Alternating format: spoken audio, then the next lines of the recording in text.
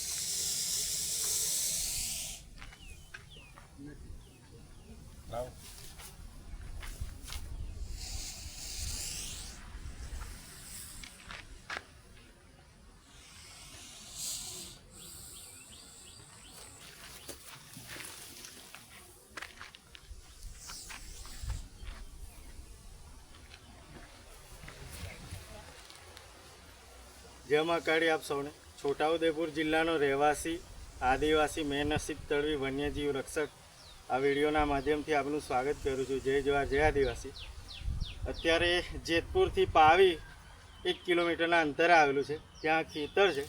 હવે ખેતરની જોડે આ ઘર છે, આપ જોઈ શકો છો. આમ રહેતા તો નથી અહીંયા ગાડી, પણ કંઈક ઘાસચારો કાપવાનો હોય અથવા તો ખેત કામ હોય તો અહીંયા ગાડી બધા આવતા હોય.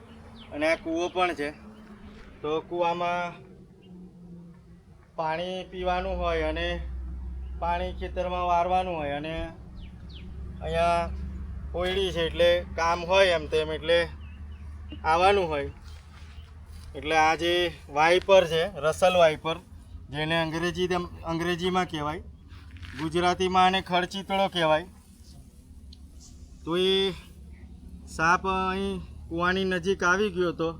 હજી થાંભલો પડેલો છે લાઇટનો ને 2-4 લાકડા પડેલા છે, તો એની અંદર છુપાયેલો હતો. કદાચ કૂવામાં પડી જાય એવી પણ કન્ડિશન થઈ ગઈ હતી. એટલે ટેલિફોનિક જાણ મને થઈ એટલે હું અહીંયા પહોંચી ગયો અને અત્યારે આ સાપને આપણે રેસ્ક્યુ કરી લીધો છે. જે સાપ હોય છે ખૂબ જ ઝેરીલો હોય છે. આ સાપથી હંમેશા દૂર રહેવું જોઈએ. આ સાપ બચકું ભરે તો જે માંસપેશીઓ હોય એ બધી સડી જતી હોય આના બચકું ભર્યા પછી. એટલે આ સાપથી બને એટલું દૂર રહેવું જોઈએ. અને દવાખાનું બને ત્યાં સુધી જલ્દીમાં જલ્દી થઈ જવું જોઈએ. એમડી ડૉક્ટર હોય, મોટું સ્પેશિયાલિસ્ટ દવાખાનું હોય, એન્ટીવેનમ સિરમ જ્યાં મળે ત્યાં જ દવાખાને જવાનું હોય.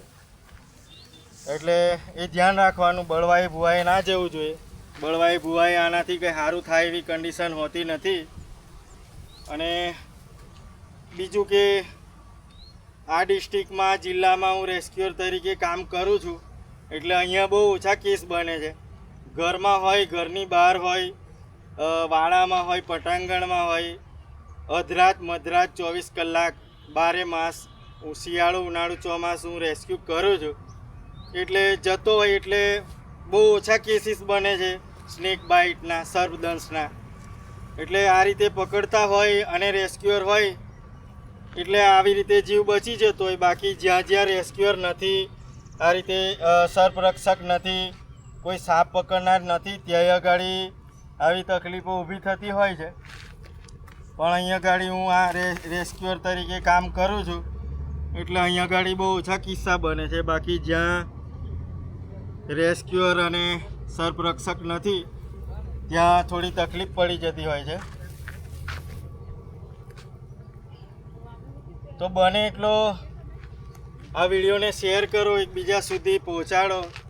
અને અવેરનેસ, જનજાગૃતિવાળું જે મેં માહિતી આપું છું એ બીજા સુધી પહોંચે એવું કરો. અને લાઈક, કમેન્ટ, શેર, સબસ્ક્રાઈબ કરો આપ યુટ્યુબમાંથી જોતા હોય તો. અને ફેસબુકમાંથી જોતા હોય તો વિડીયોને લાઈક, કમેન્ટ, શેર તો કરજો જ, પણ ફોલો કરી લેજો. જોઈ શકો છો એને જોવા માટે આજુબાજુ જે ખેતમાં કામ કરતા હોય અને એ બધા હોય એને જોવા માટે આવી ગયા છે. અને માહિતી આપું છું, એ માહિતી પણ એમને સાંભળ્યો એટલે આ રીતે આવી જતા હોય. તો અત્યારે આપણે એને રેસ્ક્યુ કરી લીધો છે. હવે એને એના નૈસર્ગિક વાતાવરણમાં મુક્ત કરવા માટે આપણે ઘરેથી જ ડબ્બુ લાવીએ છીએ, એમાં મૂકી અને પેક કરી લઈશું.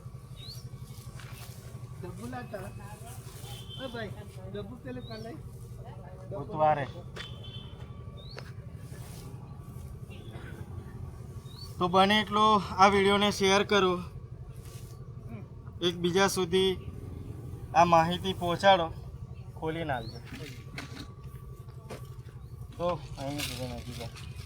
તો આ જે સાપ છે એને પકડવામાં, રેસ્ક્યુ કરવામાં ખૂબ જ સાવચેતી લેવી પડતી હોય છે. આપ જોઈ શકો છો એ કેટલો ગુસ્સામાં છે. અને આ જે સાપ છે અમારી ભાષામાં 360 બાઇટર પણ કહીએ છીએ એને. તો આના જે દાંત હોય છે એ ખૂબ જ મોટા હોય છે અને ઉંદર છે, દેડકા છે, એવું ઘર નજીક ખાવા મળે ને રહેવા મળે એટલે આવી જતા હોય આવા જનાવર. પણ કહેવાનો મતલબ એવો કે સાવચેત રહેવું જોઈએ. અત્યારે ચોમાસું છે એટલે આવા જીવજંતુ ઘર નજીક આવી જતા હોય. પણ કહેવાનો મતલબ એવો છે કે પણ એટલા આ જીવોથી સાવચેત ને દૂર રહેવું જોઈએ. આની દવા જે હોય એ દવાખાનામાં જ થતી હોય. ઝાડ ફૂંક મંત્ર તંત્રમાં પડવું ના જોઈએ. અને બને એટલો વિડીયોને શેર કરો, જનજાગૃતિ ફેલાય, અવેરનેસ ફેલાય. ઘણા લોકો આને અજગર સમજવાની ભૂલ કરે છે. તો આ વિડીયો દ્વારા આપ જોઈ શકશો કે અજગર એ લાલ ટાઈપનો હોય, થોડો લાલાશ પડતો, અને આ પીળાશ પડતો હોય છે. Thank you.